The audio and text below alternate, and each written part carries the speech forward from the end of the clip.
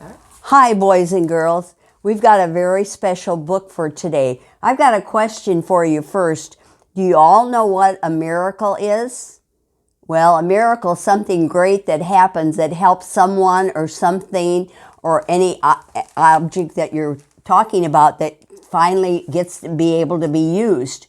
So this book I'm reading today is about Jesus. It's a book, a story of Jesus. It's called Miracle Man.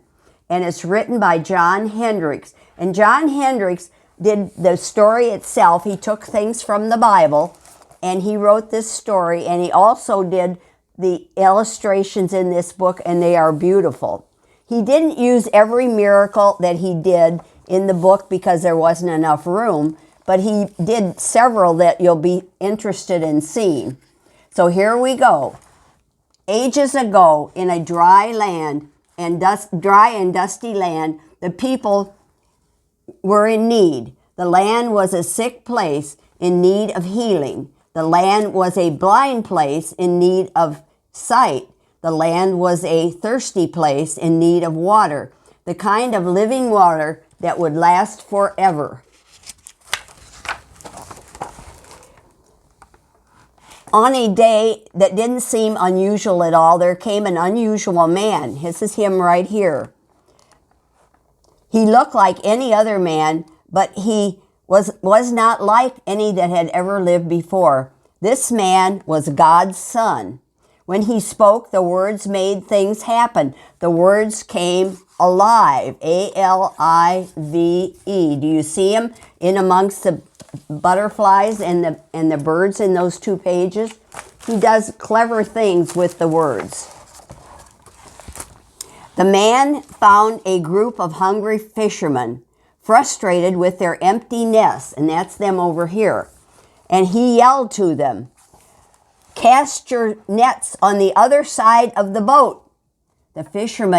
One fisherman named Simon, who will later be called Peter, was reluctant to obey, but the net came bursting up with lots of fish, and there they are. The fishermen were amazed. The man said, "Follow me, and you shall catch fish of a different kind." So he's telling them about a different fishing area. The fishermen followed the man.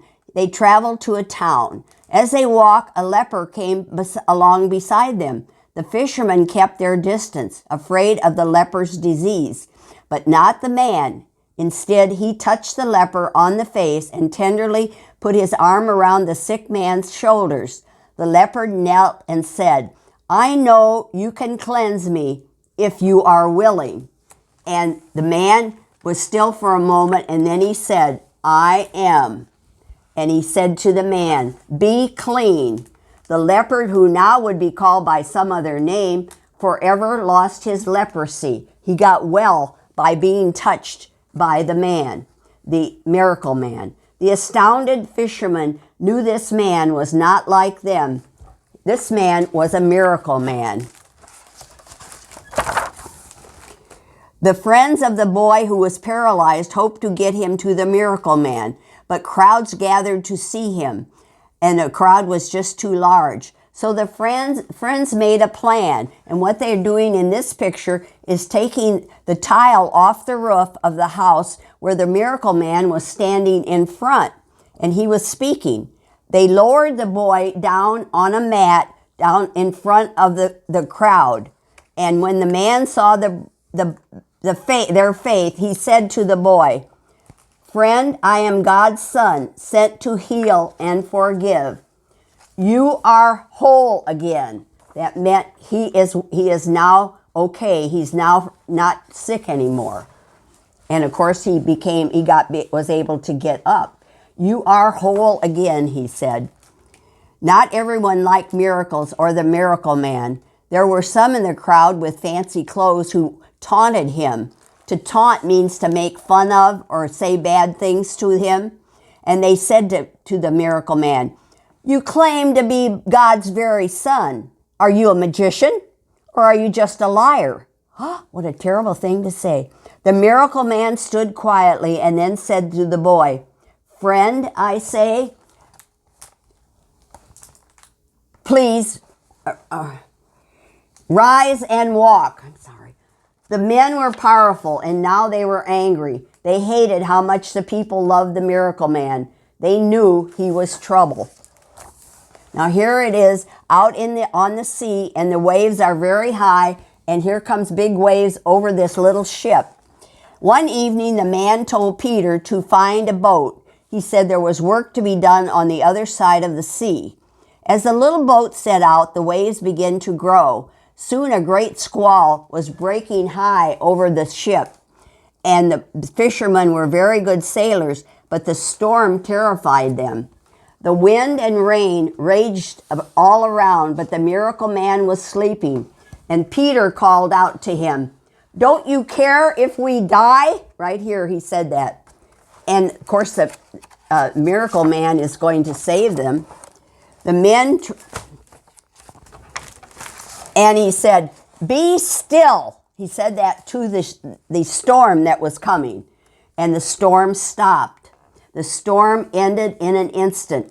The man looked at the trembling fishermen and said, "I am the Son of the living God who made the water and the winds. Did you forget who was in your boat?"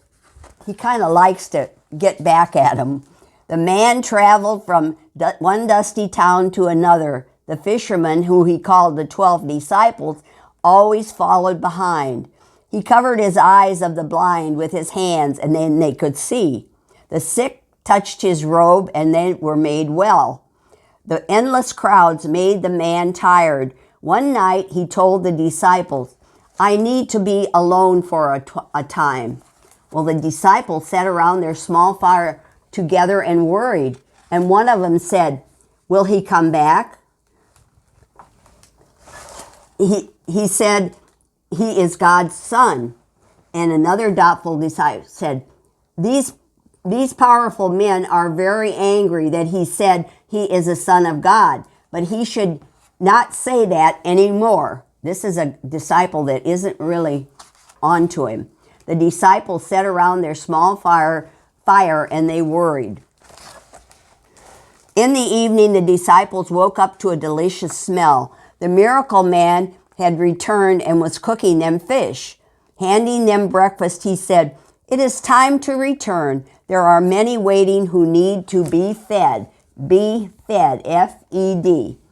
Indeed, that man found a gigantic crowd waiting for him nearby.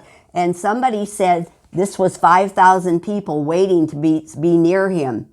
Indeed, the man found a gigantic crowd waiting for him nearby.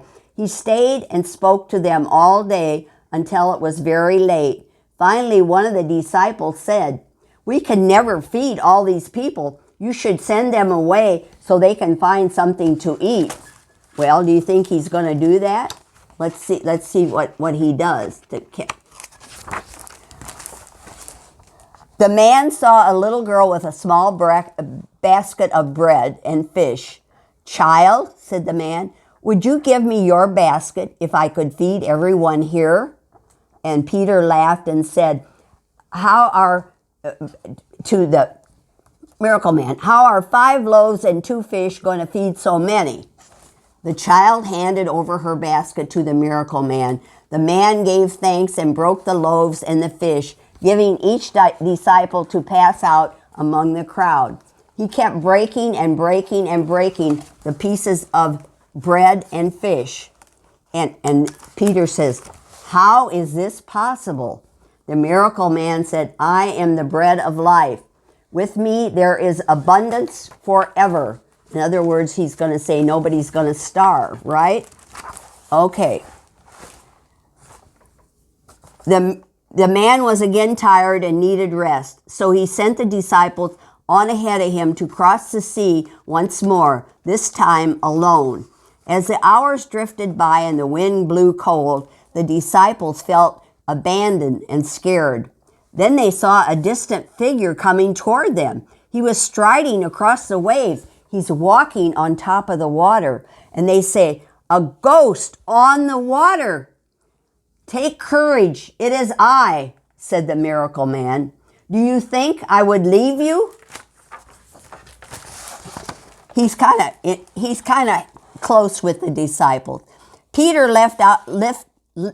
Peter leaped out of the book, his feet held firm on the wet sea, just as if it was dry land. With his gaze fixed on the miracle man, he walked on the water. Then he looked down at his feet, amazed, and he started to sink in the rolling water. "Help me!" he cried out as his head went under.